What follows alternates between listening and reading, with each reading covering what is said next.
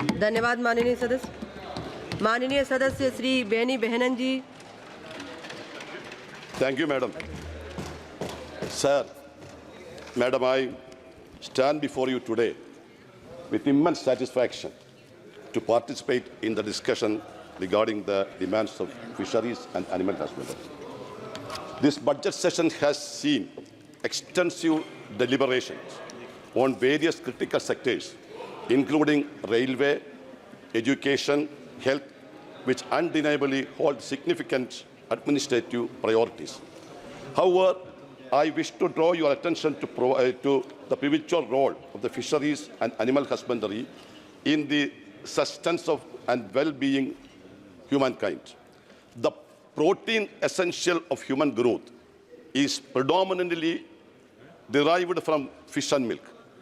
Our current society witnessed numerous challenges faced by fishermen and local farmers who are the backbone of the sector. Their livelihoods are closely linked with the dynamic of fisheries and animal husbandry, make them vulnerable to environmental and economic challenges. Madam, most of the fishermen and the livestock farmers are residing either in the seasides or in the valleys. And the first casualty of every disaster is these poor people. A recent example is in Wayanad landscape, which vividly illustrates how environmental changes can have devastating efforts on these two whom depend on the fisheries and animal husbandry for their survival. Tragically, the majority of the lives lost in this incident were farmers. And another case, when the flood comes, coastal floods caused by high tides are increasingly affecting fishermen, disrupting their livelihoods. Such incidents emphasize the urgent need of strengthening the sector, ensuring it is more adaptive and efficient. Sir, after the independence, we witnessed two major revolutions, that is the White Revolution and the Blue Revolution. And this revolution has shaped India's agricultural landscape. But despite several years passing, these related sectors have not been seen equally important other sectors and have not reaped the right benefit by this year.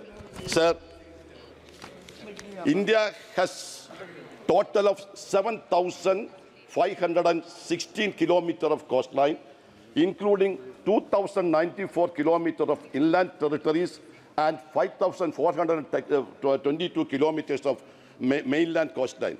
Gujarat was the first coastline in India, and my state, Kerala, on 5th position with 590 kilometers coastline.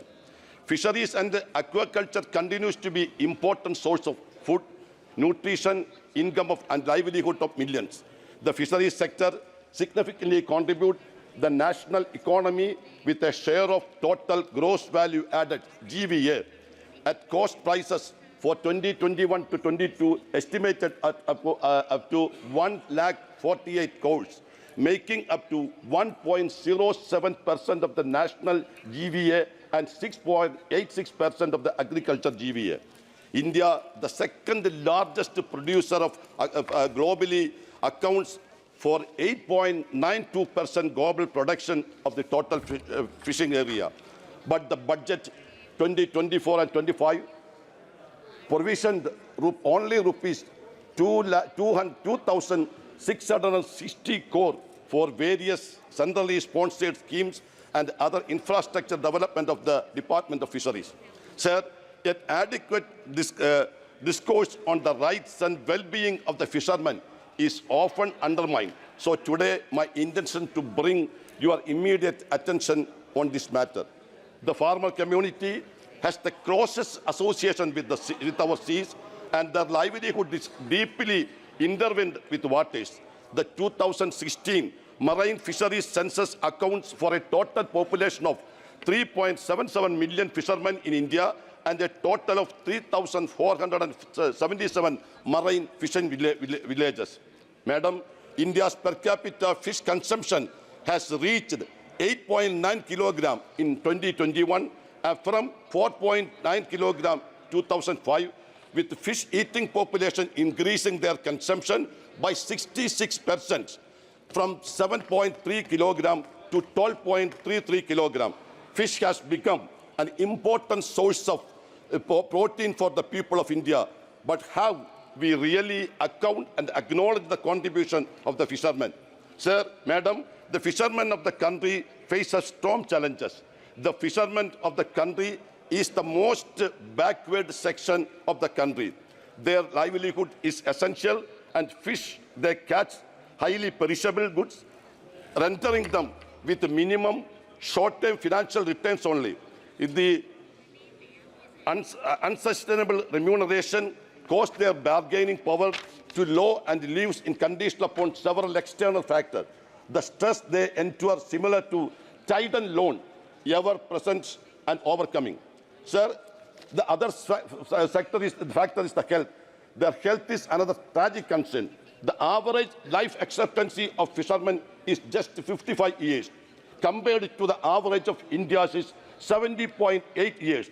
The stark disparity arises between fishermen, often work without the gear, facing the merciless seas dangerous daily, exposure to harsh weather conditions, long hours of unstable boats, and physically toll on their labor, all contribute to their deteriorating health. Sir, they are living the morbid conditions in India. The lack of job security adds another layer of stress, and the assurance of income safety needs fall back on, yet their sacrifice remain the shadows and unnoticed. Sir, madam, another critical issue of these face devastating erosion and damage to their homes due to sea turbulence, violent storms, and the rising tides. Unfortunately, the compensation provided to them in this dire situation is grossly inadequate, facing to cover the cost of repair reallocation. The government must urgently address this disparity, ensure the adequate and the timely compensation is provided to safeguard the community. Further, in the name of benefiting fishermen, coastal tourism is promoted by opening up of shores to luxury resorts and commercial infrastructure. It is disrupting the marine ecosystem. These constructions, far from bringing prosperity, are entering the very foundation of the fisherman livelihood. The noise, the population are distracted across the traditional fishing area, push them further into margins. However, natural tourism with the exotic harmony with the environment should be encouraged in this impressive,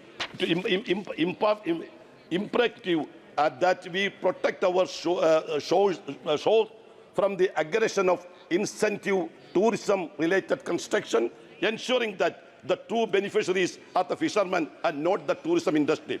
Also, the introduction of new coastal highway in Kerala poses a threat to the livelihoods of homes of our fishermen. Sir, we already have NH66, which connects Kasaragod to Thiruvananthapuram via Kannur, Kozhikode, Malappuram, Guruvayur, Kochi, Alappuzha and Kollam. The proposed coastal highway would merely replicate what NH66 already provides. Moreover, NH66 is listed for expansion into six-line highway. The construction of a new coastal highway would displace numerous fish flock, and this cannot be justified for redundant infrastructure project. Sir, for this fishermen, reallocation of the sea is not viable situation. Their lives, culture, livelihoods, and indirectly linked the ocean. Hence, the solution is the proper implementation of the strict enforcement of coastal regulation zone (CRZ) norms. It cannot be overlooked any further. These regulations can be provide much needed protection to our coastal communities and ecosystem to ensure the sustainable livelihood fishermen. Sir, you see, no, sir, 5 minutes time, the first speaker from the Congress side. Sir, in the forest, the tribes community gets so many constitutional protection and many important. Sir, the fishermen is very poor people like the tribes. So we must formulate some constitutional protection and laws to protect these fishermen. Sir, I would like to bring your attention to another issue pertaining to the Kerala regarding fisheries. The once becoming shrimp industry in Kerala is now grappling with the crisis of unprecedented proportion. America used to import $6 million worth shrimp every year. And sir, I am the first speaker, sir, there are 30 minutes for me. And it was the Kerala, but recently the US has imposed a ban on Indian shrimp imports under the guise of sea turtle conversion, significantly affecting the livelihoods of thousands of fishermen along our coast. While such measures aim to protect endangered textiles, but they also bring significant challenge to our shrimp industry. Sir, Kerala shore, there is a less number of textiles there. And another things, we are not blaming, they might have to convert the fortune ship and use that the future or might export other countries. But the poor fishermen do not benefit, rather economically crushed because of this. Interestingly, these restrictions do not impact shrimp products in Andhra Pradesh as they are cultivated in inland farming. But that is not the case of our shrimp industry in Kerala. As we navigate these new regulations, it's crucial to support the fishermen and explore viable solutions to the sustain. Sir, my suggestion to the government that the government,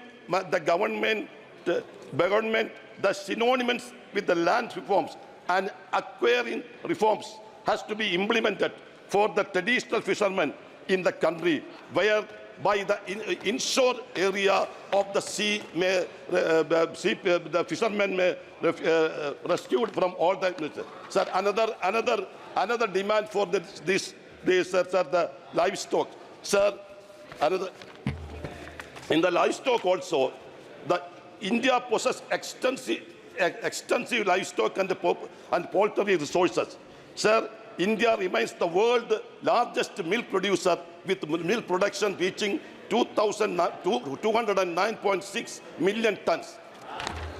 Quickly, I will point out some issues faced by the animal husbandry and drying industry.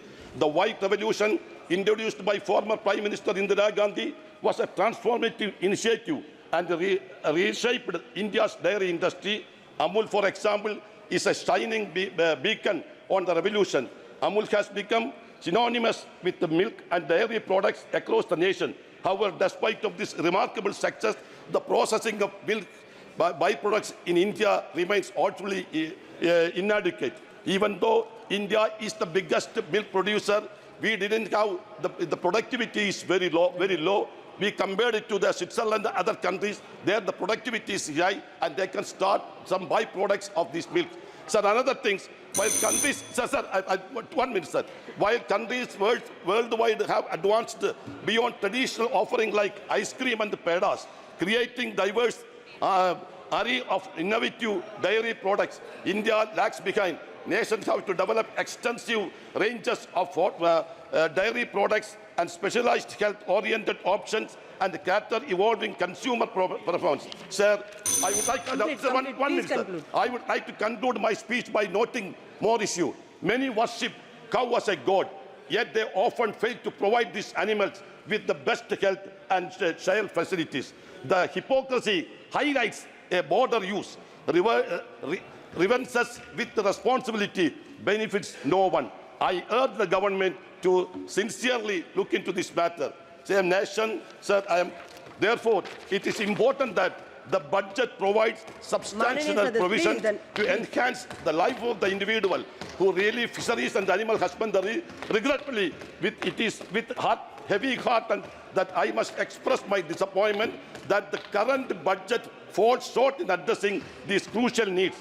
It lacks the necessary step to ensure the well-being and substantially those who live. Last sentence, sir, last sentence. Sir, I urge the esteemed House to recognize significant fisheries, धन्यवाद, animal Manohar. husbandry, commitment to improving the condition of our fishermen and farmers. Their contribution to our धन्यवाद society सभापति are महोदय।